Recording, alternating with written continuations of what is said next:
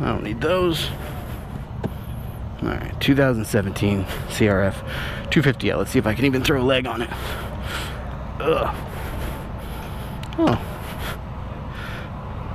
It's shorter than my WR.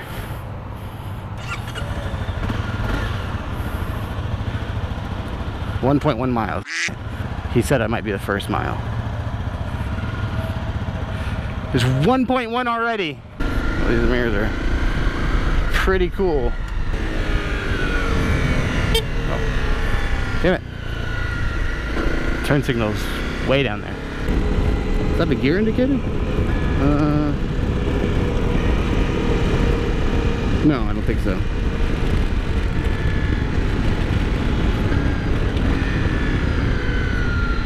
They told me to be careful on the tires because there's probably still that stuff in them. Like that coating. Because this thing was just put together, they said. Looks like it redlines at 10,500. Anyways, what's going on, guys? Hi, I'm Man on the Road, and I'm back. Today I'm on the 2017 CRF 250L Rally. But yeah, difference from this 2017 CRF 250L Rally and like just the regular old CRF 250L from the last couple years is they've changed the intake to give it they changed the intake, and they've made the exhaust header a little bigger and stuff like that to try and give it a little more power for the bottom and middle, like for the low and the middle RPMs.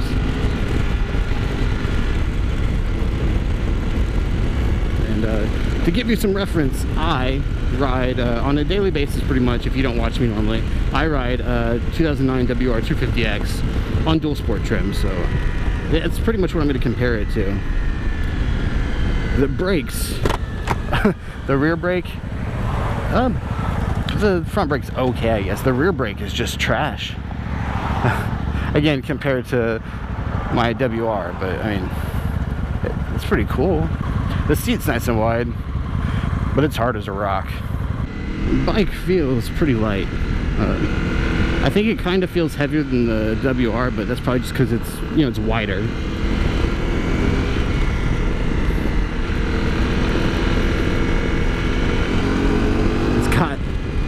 It's really got no balls. And again, a lot of these bikes, they don't start doing any good until you put an intake and exhaust on it. But yeah, this from the previous years, they've had an airbox mod and an exhaust mod, so to make it just a little more torquey, but I really don't feel it.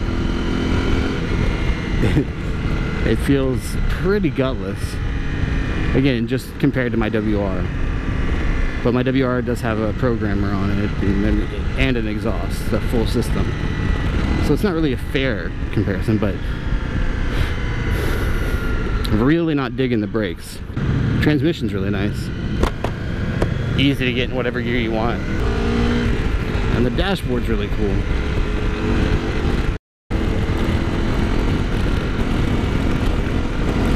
It's got nothing. And I know it's not supposed to be a race bike or anything, but it really doesn't have any power. It looks really cool though. The windshield is doing something, but I can't really tell what it's doing.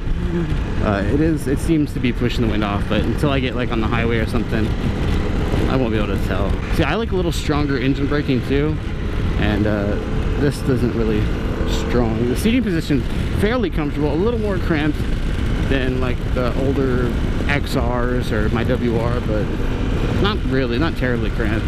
The groups are so small. Emergency flashers, high beam, low beam, horn. The horn's the big button, and the turn signals feel low because of that, but that's all what you're used to. A lot of Hondas are probably like this. I don't remember. Unfortunately, I won't be able to do any like off-roading. This isn't my bike. I'm sure they'd be very upset with me if I went and got this one all dirty and nasty. The brakes are so bad. They're not so bad, but they definitely don't have the power. This bike is definitely meant to be ridden, you know, tame. Look. Well, I don't have space really, but yeah, I do. But look here, this is full throttle.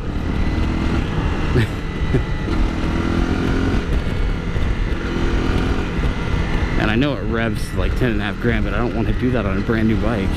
Plus, don't really think that, you know, just because it can doesn't mean that's how you should ride it. Handles really well in these low speeds. I will say it's a smooth ride. Like, it's pretty smooth and easy, and I think a beginner can handle it no problem, because like it's really not that tall. I'm 5'9". I'm 5'9" or thereabouts, and I touch very easily, and it handles just really well at slow speeds.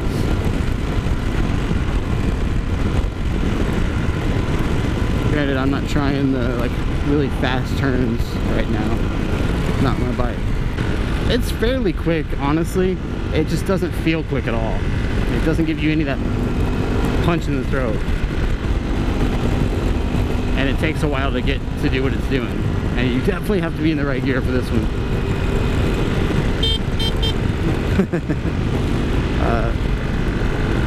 But it's great for like how light it is. And like when you're doing some slow speed, some low speed turning and stuff, it feels really light. I've been on it for all of, you know, 10-15 minutes, but it doesn't feel like fatiguing to ride. And I'm wearing a backpack today, and I don't normally wear a backpack.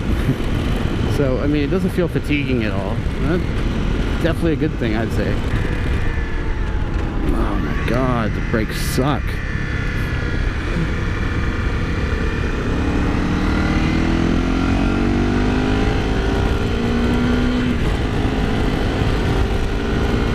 Okay, they do slow you down, so let me correct it. They don't suck, but they don't inspire confidence.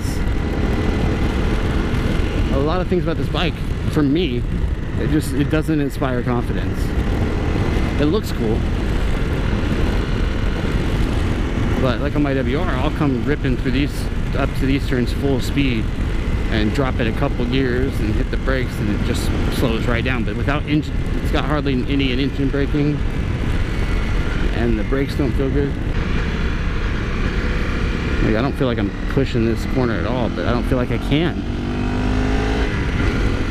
I'm sure in more capable hands than mine, or just if it was my bike even, could probably take those turns a lot better. I'm sure this is a fantastic bike. I just don't really see it right now, considering what it's built for. It's an adventure bike, so it's supposed to handle the road pretty well and off-road. I don't know. This thing costs $6,000.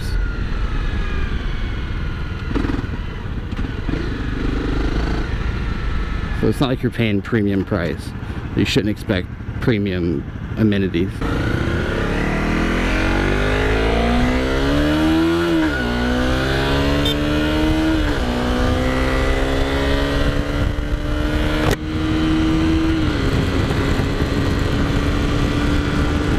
Alright, that was with bad shifts and all.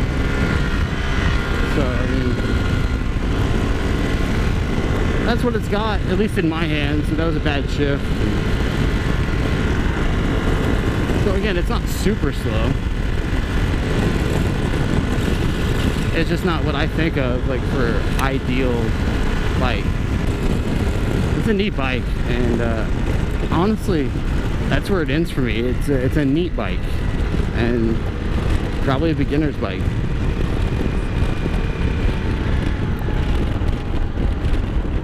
I mean, I'm sure with some light mods you could turn this into a much more amazing piece of machinery. So it's worth $6,000, because this is, I think, 5.8 and change.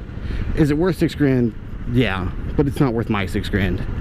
It's a fantastic little bike, but I think my hopes were just too high, because I've been a Honda guy for a long time, and I've had a lot of Hondas. I just expect too much from them, I think. But this is a really good $6,000 adventure bike.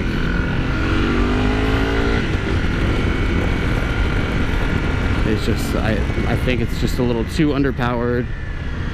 The suspension feels like it's just too weak. And again, I'm a big guy, and it's probably not meant for people my size, but for me, I think the suspension feels just a little weak. Yeah, this is the highway. This will give you the right idea. and if you want to tour on it, I think it feels better on the highway than my WR, definitely. And you got this, and you can tuck in, and it's actually not bad at all.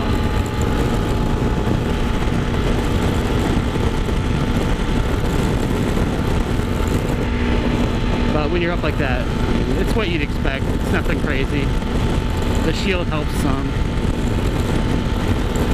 And it's a 250, so I mean it's like 249 point whatever, single cylinder. So I mean it's sitting at 7,500 RPMs at 71 miles an hour. So I don't know if you're gonna want to really do that. You know, I don't know if you really want to take this on the highway. Sure, it seems capable, but it seems like you're really beating the crap out of it.